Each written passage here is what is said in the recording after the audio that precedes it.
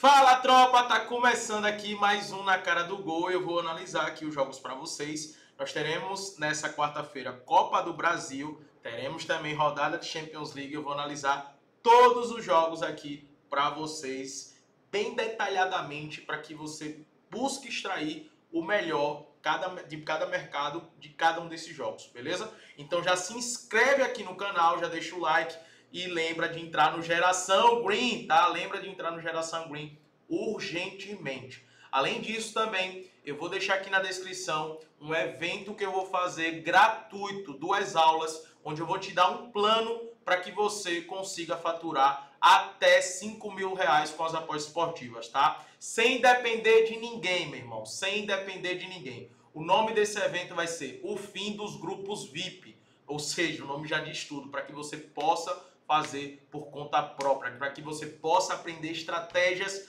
para ter resultado dentro do mercado esportivo. Então, não perde por nada esse evento. Já se inscreve agora. Acabei de anunciar isso que eu já estava preparando há algumas semanas e que vai revolucionar realmente o mercado das apostas esportivas aqui no Brasil, que está sendo atacado por muitos que não sabem absolutamente nada sobre apostas. Então já se inscreve agora nesse evento que é gratuito e vamos embora para as análises de hoje aqui, tá?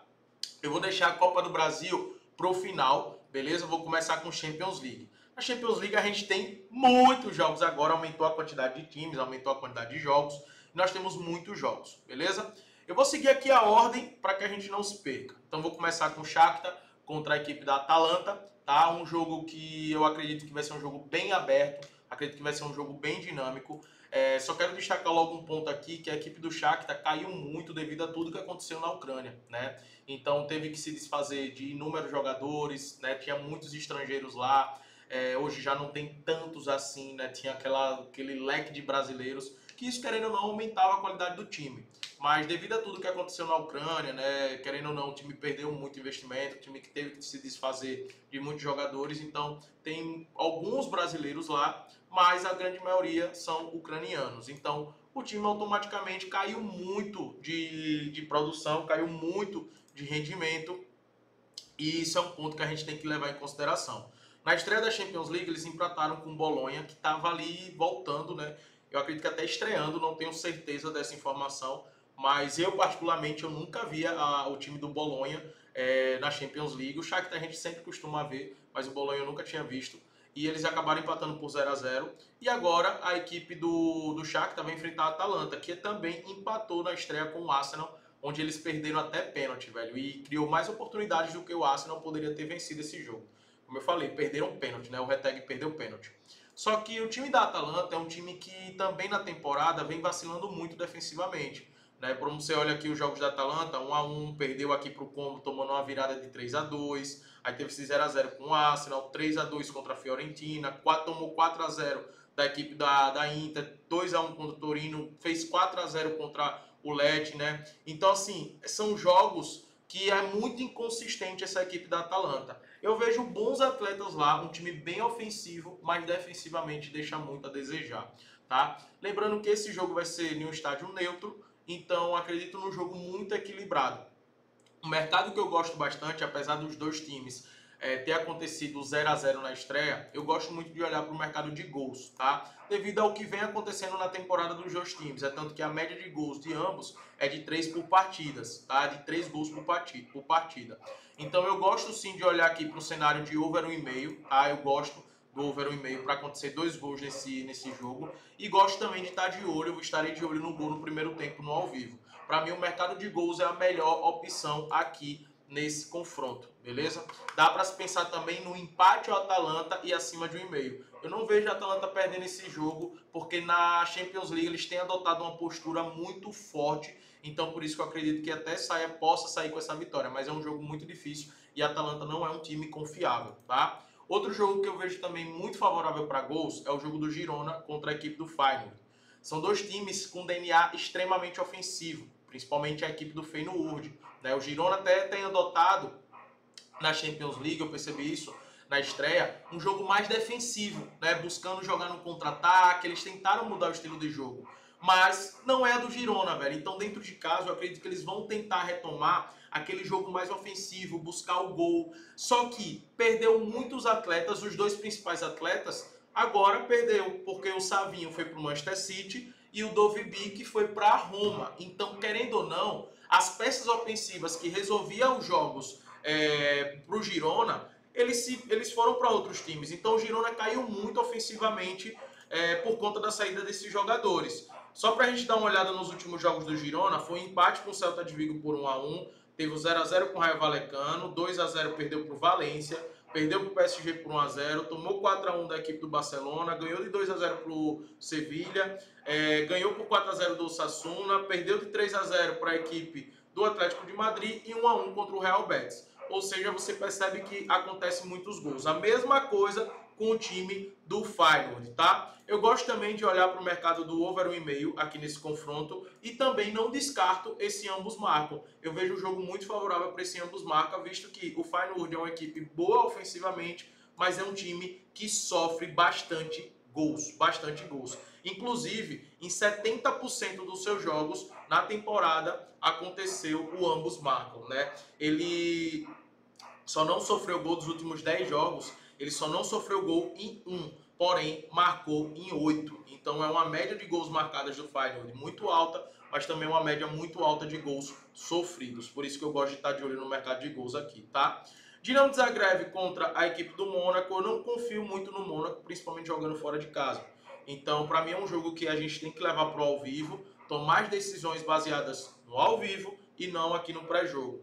Porque o Dinamo de Zagreb, por jogar dentro de casa, pode surpreender. Óbvio, o Mônaco é favorito? É. Mas eu ainda não tenho essa confiança no Mônaco, apesar de estar jogando muito bem e ser, na minha opinião, a segunda melhor equipe da França no atual momento, tá? Algo que tem se repetido em seus jogos também é o mercado de gols. Algo que eu gosto muito é para o Mônaco marcar pelo menos um gol aqui nessa defesa do Dinamo de Zagreb, tá? O Mônaco marcou gol em todos os jogos da temporada até então. Então é um padrão que tem se repetido nos jogos do Mônaco.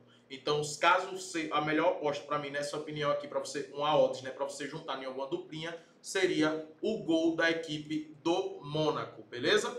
Aston Villa contra o Bayern de Munique. O Aston Villa vem muito bem na Premier League, né? Tá ali no G4, vem jogando muito bem, peças bem interessantes, um estilo de jogo bem interessante. Mas o Bayern de Munique, na minha opinião, é o ataque mais letal, né, da Europa nesse atual momento. O único jogo que o Bayern de Munique não venceu na atual temporada foi no último jogo agora no final de semana contra o Leverkusen. Mesmo assim, o Bayern de Munique jogou muito melhor do que o Leverkusen. O Leverkusen ficou acuado.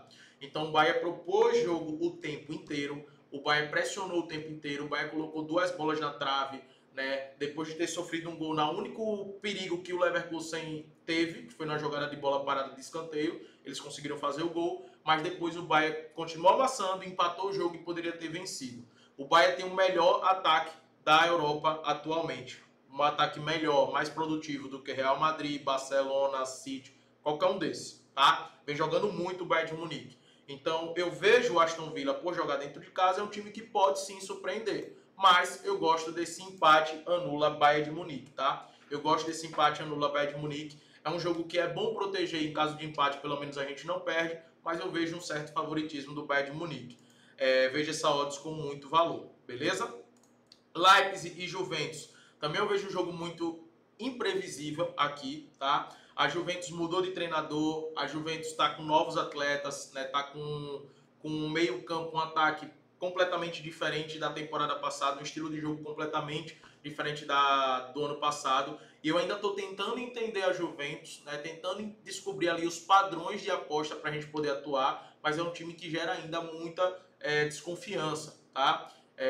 E o time do Leipzig é um time que é muito competitivo. É um time que vem gerando dificuldades para os adversários nos últimos anos. É um time que joga muito bem, está muito bem na Bundesliga, vem de uma goleada no final de semana. São jogadores que já jogam junto há algumas temporadas, então o nível de entrosamento é muito alto. Porém, vai jogar contra a Juventus, que tem também grandes jogadores. Então eu vejo um jogo muito equilibrado. Eu vejo um jogo muito difícil da gente apostar. E até difícil porque em alguns jogos a equipe do Leipzig, o ataque do Leipzig não vem conseguindo desempenhar um bom futebol. Na verdade, vem criando muitas oportunidades, mas não tem conseguido gols, né? Apesar do último jogo ter sido uma goleada. Então, é um jogo muito imprevisível para pré-jogo.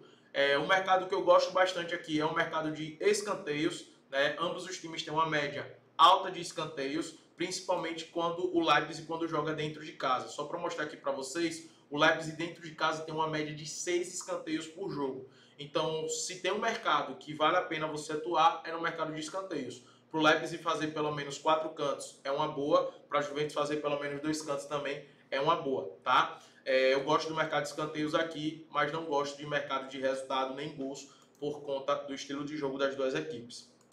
Benfica e Atlético de Madrid, eu gosto de olhar para a opção do empate ou Atlético de Madrid. O Benfica é uma equipe que está numa reformulação muito grande, chegou muitos novos jogadores e está desempenhando um bom futebol, vem conseguindo jogar bem, tá? Mas ainda é uma equipe muito fragilizada defensivamente. Eu percebi muito isso no jogo contra o Estrela Vermelha, né, que eles jogaram lá na casa na Sérvia.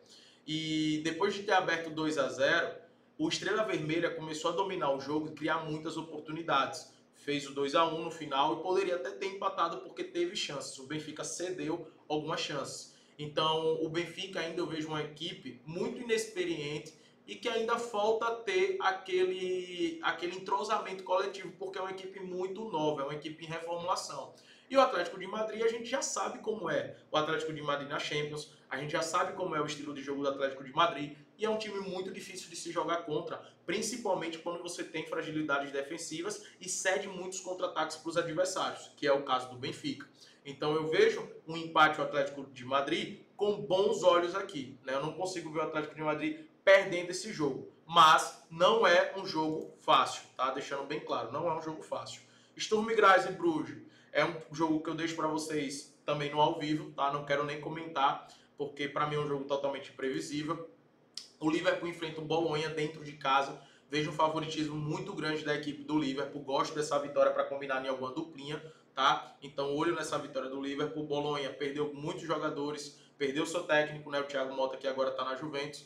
Então, é uma equipe ainda muito frágil para essa competição europeia. Então, o Liverpool dentro de casa, depois que já venceu do Milan, é muito favorito. Até porque eles querem se classificar ali no G8 para não ter que jogar um 16avos, já ir direto para as oitavas de finais. Tá? O Lille também é uma equipe muito frágil. O Real Madrid está sem o Mbappé, está pagando em 57. Eu não gosto de apostar na vitória do Real Madrid no pré-jogo, porque é uma equipe que vem oscilando muito, tá? Ainda não me passa tanta confiança esse time do Real Madrid. Por mais que tenha vencido os seus jogos, eu não sei se você está assistindo os jogos do Real Madrid, mas vem vencendo jogos com uma certa dificuldade. O time não vem jogando bem. Por exemplo, contra o Stuttgart, né? Foi um 3-1, mas é um 3-1 muito falso, né? Não é aquele jogo fácil. O Real Madrid fez um gol, depois o Real Madrid foi lá, tomou o empate do Stuttgart. O Stuttgart teve a oportunidade de virar o jogo, né? E não foi só uma, foram 2, 3 oportunidades ali de virar o jogo. Não conseguiu concluir as jogadas em gol. E aí no final do jogo, o Real Madrid foi lá, fez o 2-1. E no último lance do jogo, nenhum contra-ataque, o Endrick foi lá e fez um 3-1. Mas foram 2 gols ali depois dos 85 minutos, tá? Então, o Real Madrid não vem desempenhando bom futebol, então ainda está me gerando muita desconfiança. E nesse jogo estará sem o Mbappé. Então, quero ver como é que o time vai jogar, como é que vai se comportar, quem vai entrar no lugar do Mbappé, né? Então, ainda não tenho confiança para ir nessa vitória do Real Madrid no pré-jogo. Isso não significa que o Real Madrid não é favorito. É favorito sim, tá? E estarei de olho no ao vivo, porque se o Real Madrid estiver criando boas oportunidades, criando boas chances, eu estaria a favor sim da vitória do Real Madrid, mas algo voltado para o ao vivo. Falando da Copa do Brasil, nós temos 2 jogos, né, que é o Atlético Mineiro contra o Vasco e também Flamengo contra o Corinthians. O Atlético Mineiro contra o Vasco é um jogo onde, por ser o primeiro jogo na Arena MRV, na casa do Atlético, eu vejo o Atlético favorito sim, tá? Mas o Vasco é um time que tem se defendido bem e tem jogado muito bem nos contra-ataques. Então, para proteger em caso de empate, que para mim esse jogo também tem uma probabilidade alta de ser empate, eu gosto de dar a aposta do empate anula Atlético Mineiro. Eu não vejo o Atlético Mineiro saindo da Arena MRV com a derrota. Até porque tem um time melhor individualmente e coletivamente comparado ao Vasco. Então o empate anula Atlético Mineiro para mim é uma boa opção. E eu acredito sim que o Vasco vai jogar totalmente defensivo, né, para buscar levar essa decisão para dentro de casa. Então o Vasco, se sair com o empate aqui, é um bom negócio, é um excelente negócio, tá? E o Flamengo vai enfrentar a equipe do Corinthians. O Flamengo é algo muito novo agora que a gente vai ter que ver, né? Porque o Tite foi demitido, o Felipe Luiz entrou. É óbvio que eu acredito que o astral do time deve mudar, porque no último jogo agora contra o Atlético Paranaense, por exemplo, foi críticas e vaias do início ao fim. Foram só 28 mil pessoas no Maracanã. Eu nunca vi isso nessa temporada, né? No mínimo ali 40 mil pessoas no Maracanã.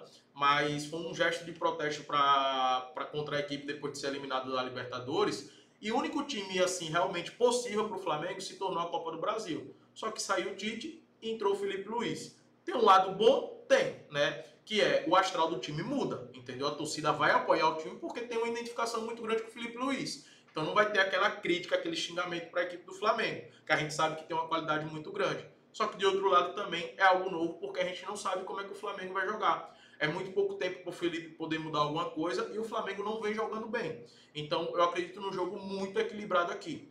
Em contrapartida, é algo novo para o Corinthians também, porque o Felipe Luiz sabe como o Corinthians joga, mas o Corinthians não vai saber como o Flamengo vai jogar, né? Apesar de eu não achar que vai mudar muita coisa não, tá? Mas nesse primeiro momento, porque o cara não tem tempo para treinar, né, equipe, para instalar o seu estilo de jogo.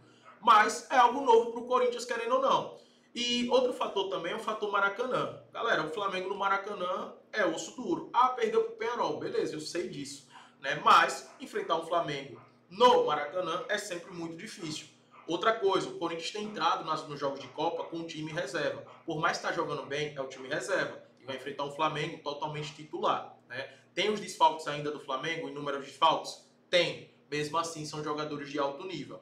Aqui no Maracanã, eu gosto da opção do Flamengo empate. Flamengo empate anula também, para mim é uma boa. Eu não vejo o Flamengo saindo com a derrota do Maracanã. Mas é um jogo que você pode estar levando para o ao vivo, para analisar no ao vivo, até porque tem muitas variáveis, né? A principal delas é o Felipe Luiz, a gente não sabe como vai ser. Mas eu não gosto do mercado de gols, tá? Eu não gosto do mercado de gols.